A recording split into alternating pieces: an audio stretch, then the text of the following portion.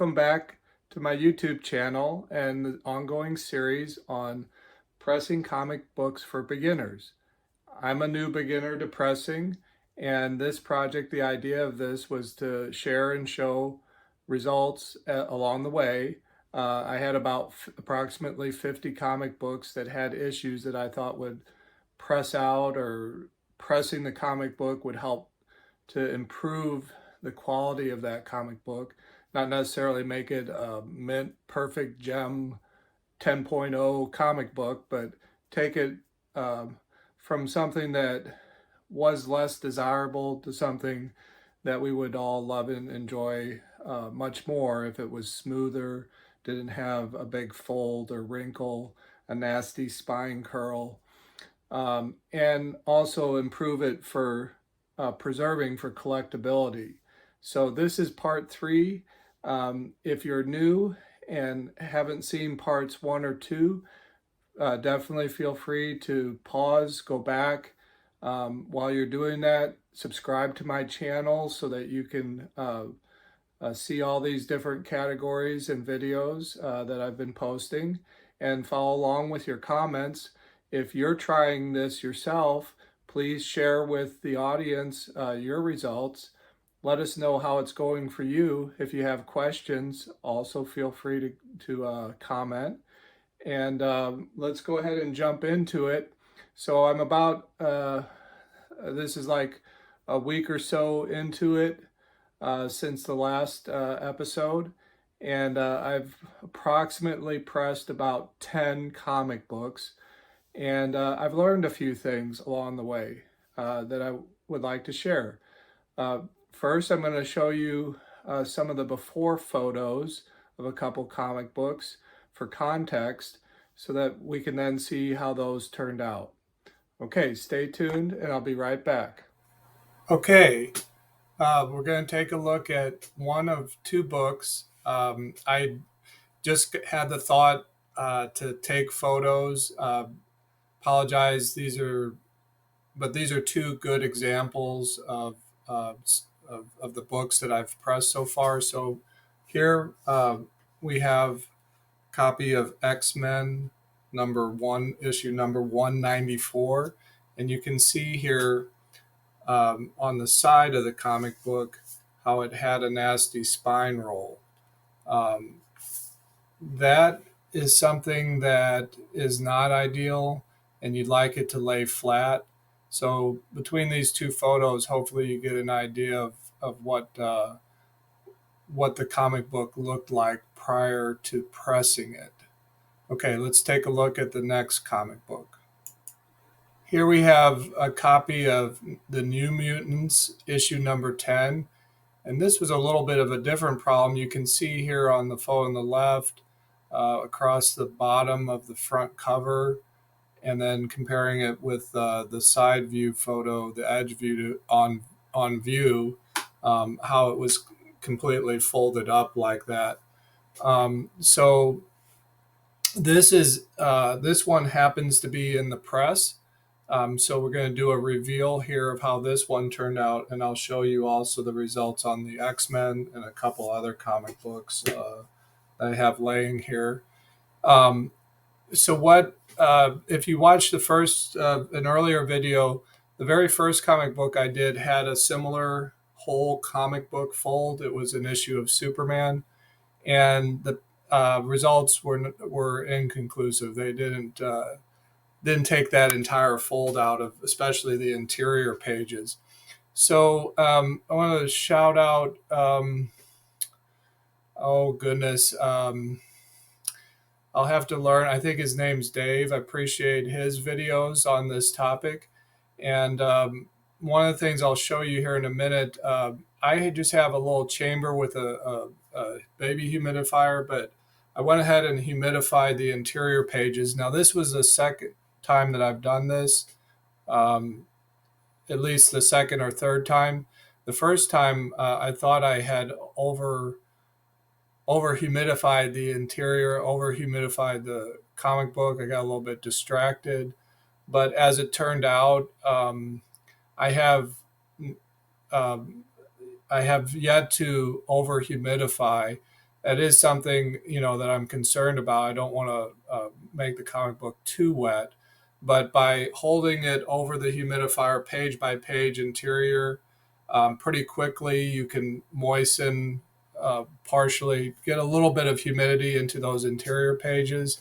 So I did that on a ROM comic book that I can show here in a minute, and it turned out very well. I was pleasantly surprised that worked. So in addition to humidifying the front and back cover, as I've shown before, I'll show you that here in a minute, but I'm actually learning that when you have a complete fold like this, I'm wondering at least, but so far it seems to be working, and we'll see here in a minute if it was effective on this comic book. Okay, I'm going to switch back to show you live here some of the books, how they turned out, and we'll reveal this New Mutants copy out of the press. Hang on, and I'll be right back. Okay, let's go ahead and reveal the New Mutants comic book. I'm going to lift up the press. This is our stack at the moment. Again, for details on everything here, see some of the earlier installments in this series. Okay, so I'm going to take apart the stack here. Here's our book. Now this one I did have facing up in the press, so let's see how it turned out.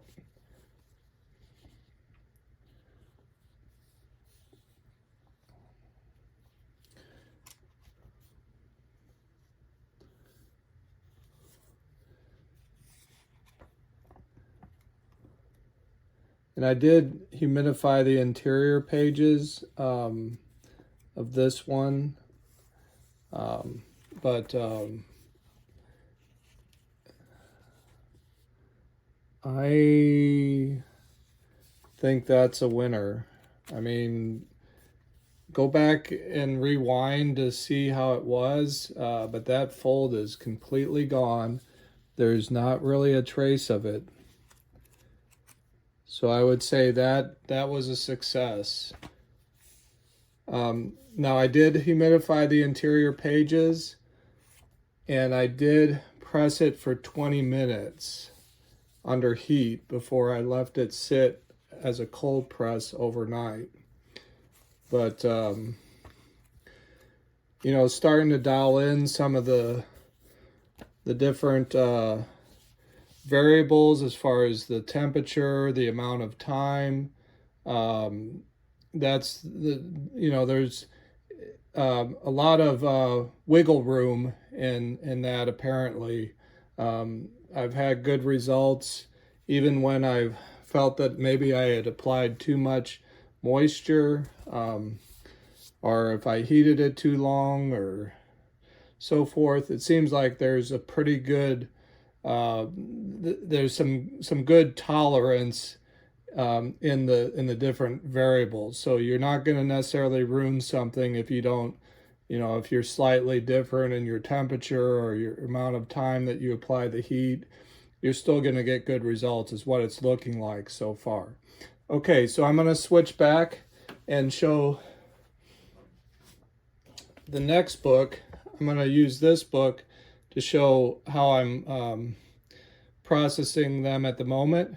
So if you'd like to see that, stay tuned, and we'll end this segment with preparing this for the press. This copy of ROM number 3. This is the most challenging one so far. A lot of probably from some water damage, to be honest. There had to have been a lot of moisture on this comic book. I'm not sure how well you can tell from the camera, but we've got a lot of wrinkling that I would guess was from water damage. So let's see how I'll show you what I'm doing in the humidification chamber, and we'll get this into the press. Stay tuned and I'll be right back. Okay, so we're back, and here is the humidification chamber that I go into more detail in a previous video. So definitely, like I said, subscribe to the channel, go to the category on comic book collecting, and you'll see these. This is installment number 3, episode number 3. And this project was to work through and learn results as I experiment a little bit here on inexpensive books that could benefit from pressing. So as we showed, this next comic book up is probably going to be the most challenging one yet.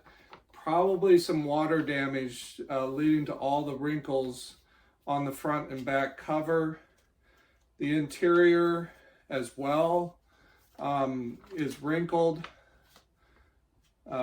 So I'm going to show what I do here, and then we'll see the results in the next video. Okay, so lifting the lid. This is just a tub that I got probably from Walmart, I guess, is where I got this one, maybe Lowe's. This I ordered online, this little baby humidifier. And again, I go through this a little bit at the start in a previous episode, but it is USB powered. So I'm going to plug that in. I'm going to position my grate, and to start with, we want to humidify the exterior. So one way to do that with this amount of space is I'm just going to lay it open like this and start the humidifier up and close the lid. Now while I'm doing that, I can get my press started. I have the temperature and the timer are going to be preset from the last time. So whatever on this particular unit, whatever I did last time will be the in the memory here. So when I start up, it's going to go to 160 degrees. As I mentioned, the temperature, from what I understand from other experts who have shared, needs to be lower, more like 130, maybe 135, in that range for more modern books from the late 1990s forward that have more of a magazine slick surface. But for these early Copper Age that are newsprint, I've been having good results at 160 degrees Fahrenheit and for about 10 minutes per press. Some of these have taken just one press. After you're done, you turn it off and you let it sit in the press. There's some residual heat from the plate as it cools down, of course, but then you're letting it sit for at least overnight, 12 hours or all day long. So I've been doing one about 6 to 7 at night. I wake up and as I'm getting ready for work, I take it out and put the next one in. So on a 12-hour cycle, I'm getting about 1 book or 2 books per day, 2 books per 24-hour cycle. That's just the pace I'm going at. So let's go ahead and take a look here. Now, we have quite a bit of moisture already on the covers. And what I wanted to show you is I'm basically just, since I don't have a handheld, what I realize is I can just kind of sit this and I can apply humidity to the interior pages or really anywhere by just running the book over the top of this little humidifier. So kind of a dual use there, and I've got plenty of moisture there. I can feel it. It doesn't take long. And then I'm just going to continue to humidify the interior pages. Now, why am I doing that? Because the wrinkling and moisture damage extends into the book. Like here, it's pretty severe. And so if there's a spot like that or a complete fold, this would be part of your technique. You would want to get some moisture into the interior of the book.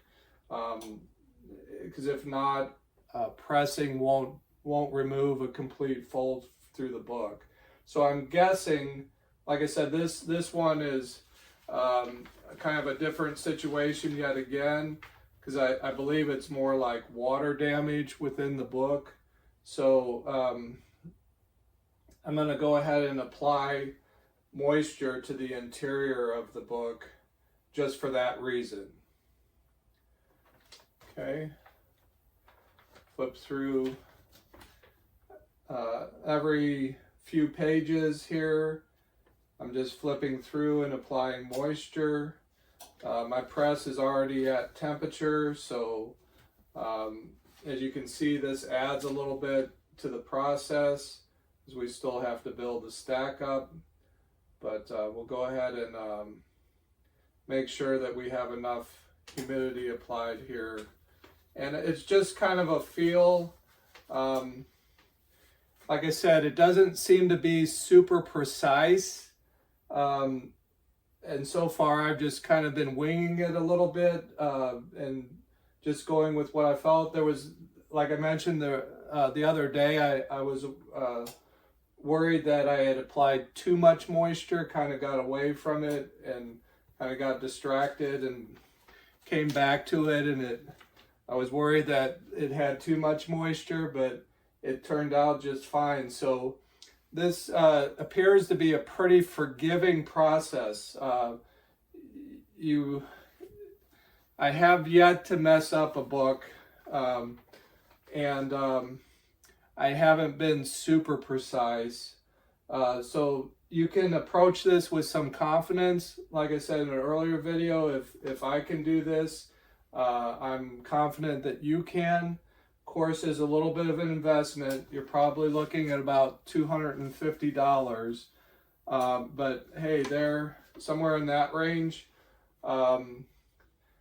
for all the materials and supplies. Some of them will be consumable, but so far I really haven't had to replace anything in terms of the backing boards or the heavyweight paper. So really you could count on easily getting through enough books to basically pay off your investment, your initial investment, within 20 to 30 books.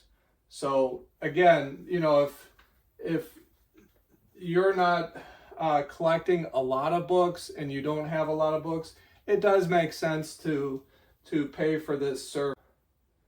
I'm feeling like I'm close to having enough moisture. This might be a time where it's going to take more than one press to get this book to a good condition, a satisfactory condition. But just for purposes of, I don't want to drag this video out too long, I'll go ahead and put this in the press so that we can see, and when we take it out, we'll see how well did just one press do, okay, on this book. Like I said, this is a little bit more challenging. This one is going to be a little bit more challenging because there's a lot of wrinkles, a lot of damage to the book from whatever was spilled on it or however it got wet. Seems like there's quite a bit of moisture damage here. So I'm just gonna start getting ready here. Like I said, I'm being a little bit more cavalier with these as I go. I'm realizing that it's, you know, and the nice thing is, like, I'm not even sure, you know, I paid 50 cents to $1 for this book.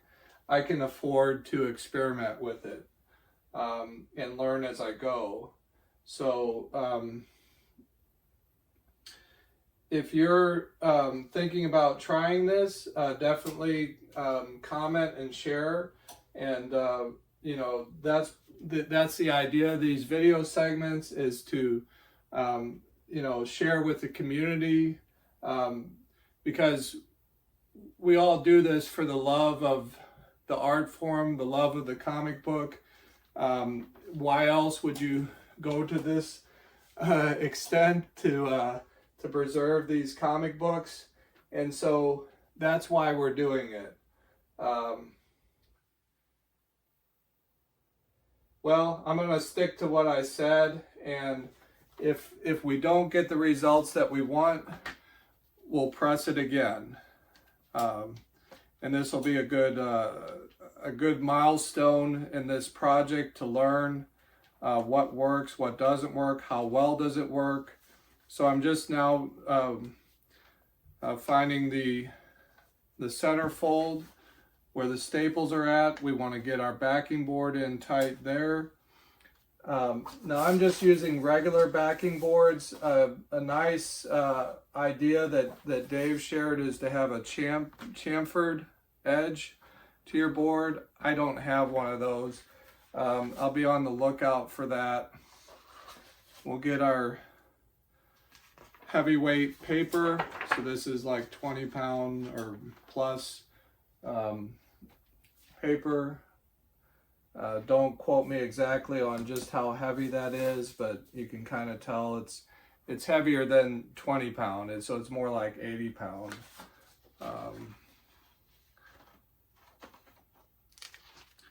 Okay, we'll get our heavyweight paper behind the front and back cover. Then I think Swaggle House had this suggestion. I've seen his videos. We'll do a stack kind of like this. So then I'm putting paper once again, a backing board, and the decal. If you see something that I'm doing wrong or technically isn't right, please do comment and correct me for the audience's benefit as well. And but at least my understanding is that this is to keep the heat from damaging the boards, and then this is metal plate is going to distribute the heat. So this definitely, I won't be surprised if this needs more than one press. And I'm just doing one book at a time. Let me double check that my stack is tight, that everything's pressed up in there nice and tight and all together. I should have unplugged this a while ago. So far it hasn't accumulated. There's a little bit of moisture, believe it or not, is pooled in the bottom, but nothing serious that I've had to really do anything about it yet. Just get this out of the way. Okay, almost there. I'm going to put the metal plate to help conduct the heat. Now I'm just thinking about this just now. I'm going to turn this because of the shape of that. It looks like it would be better if I had this across here because of the width of this metal plate. Then it's completely on top of there. And put my Teflon sheet, and not a lot of pressure. Doesn't take any pressure at all to close the press, and the countdown is started.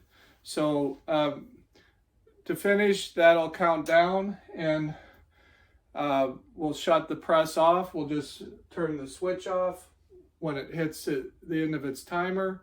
If you want to double it, you can, and go 20 minutes. In this case, I might, because of the condition of this book. I think I'll do that. So humidify the interior pages, 160 degrees, and I'll do 2 cycles for a total of 20 minutes with the press on, and then I'll let it sit for 12 hours at least, and I'll check it, and I'll get the results to you and try to add them to this video. Okay, thank you.